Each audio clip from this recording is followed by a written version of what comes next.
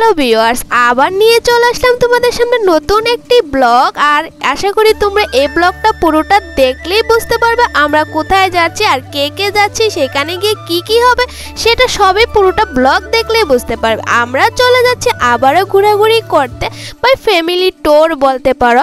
আমরা যাচ্ছি উদয়পুরে একটা আশ্রমে, আর সেই আশ্রমটা কোথায় কি আসল বিষয় তোমরা যদি পুরোটা ব্লগ দেখো তাহলে তোমরা বুঝতে পারবে কোথায় যাচ্ছি। আর আমরা কে কে যাচ্ছি, কাকু যাচ্ছে, কাকার তো ভাই দেখো গাড়ি চালাচ্ছে, আর আমিরা পিছনে বসেছিলাম, আমি কাকিমণি ঠাম্মা আর মা যাচ্ছিল। আমরা সবাই মিলে ঘুরতে চলে গেলাম উদয়পুরে একটা আশ্রমে, আর সেই আশ্রমটা ছিল রাম ঠাকুর আশ্রম। আর দেখো গাড়ির মধ্যে ভিডিও করতে এতটা ভালো লাগে, এত সুন্দর লাগে, এত সুন্দর ভিউ আসে, মানে কি বলবো। আর তোমাদের সাথে কথা বলতে বলতে আমরা চলে আসলাম দেখো আশ্রমের সামনের জায়গাটা খুবই সুন্দর, খুবই সুন্দর। যারা উদয়পুরের থেকে আমার এই ব্লগটা দেখছো তারা অবশ্যই আশ্রমটাকে দেখেই চিনতে পারবে। আর ভিতরে দেখো কতটা সুন্দর আশ্রম, কিন্তু দুর্ভাগ্যবশত কি হলো জানো, আমরা যখন গিয়েছিলাম প্রায় 1টা বেজে গেছে, তখন ঠাকুর মানে রাম ঠাকুর বিশ্রামের সময়, তখন রাম ঠাকুরকে আমরা দর্শন করতে পারিনি।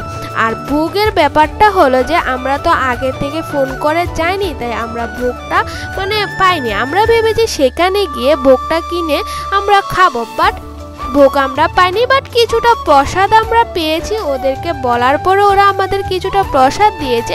এই আশ্রমটা দেখো খুবই সুন্দর, আর এতটা সুন্দর লাগছিল। এই দেখো রাম ঠাকুর যেখানে মানে মন্দিরটা সেখানে ছিল বন্ধ, আর ওরা বলছিল আপনারা যদি সকালে 10টার দিকে আসতেন তাহলে ঠাকুরকে দর্শন করতে পারতেন, বা বিকালে যখন আসতেন তাহলে ঠাকুরকে দর্শন করতে পারতেন। কিন্তু আমরা তো গিয়েছি প্রায় 1টা, মানুষ ছিল বা অন্য মানুষও এসে ফিরে ফিরে যাচ্ছিল, কিন্তু ঠাকুর তো আর দর্শন হচ্ছিল না।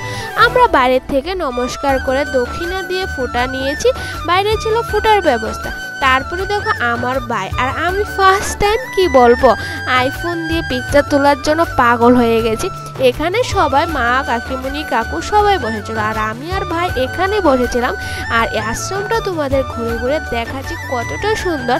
উদয়পুরের যারা আছো তারা এটা অবশ্যই চেনো, আর যারা আসোনি এখনো ত্রিপুরার মধ্যে আছো তারা অবশ্যই এসে দেখে যাবে, খুব সুন্দর। ব্লগটা তোমাদের কেমন লাগলো অবশ্যই